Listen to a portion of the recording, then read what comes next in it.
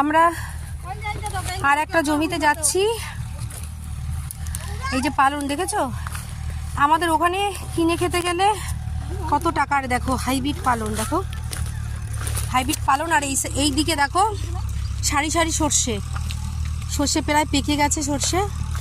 এগুলো কিছুই জানতাম না অ্যাকচুয়ালি।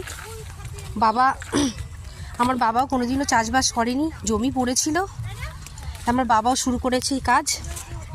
আমার বাবা কাঠ ব্যবসায়ী, কাঠের ব্যবসা করে। ও মা কোন দিকে যাবো মা?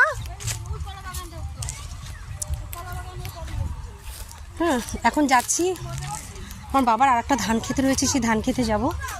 কারণ এসি যখন সবই দেখে যাই, আর টুকটুক করে ভিডিও করছি। দেখো এটা লেবু বাগান, মানে অনেকগুলো লেবু ছিঁড়েছি, কারণ মানে যাদের যাদের জমি তারা বলে ছিঁড়ে নাও, অসুবিধে নেই। আর আমরা শখে ছিঁড়ছি, কারণ আমি তো লেবু একদমই খাই না।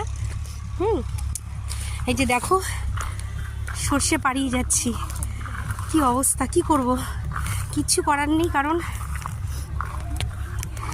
এখানে সরু সরু রাস্তাগুলো, এখান থেকেই যেতে হবে। আর এই দেখেছো সর্ষে গাছগুলো কীরকম পড়ে রয়েছে, তাই এদেরকে মারিয়ে আমাদের যেতে হবে।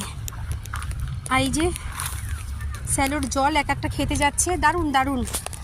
তোমাদের একটু আমাকে দেখাই, এই যে সর্ষে বাগান দেখো,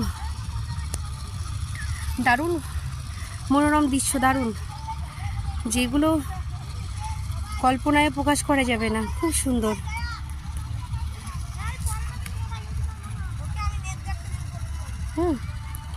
এখন বাবু ওফ, দেখো সর্ষে বাগান, প্রচুর পরিমাণে সর্ষে।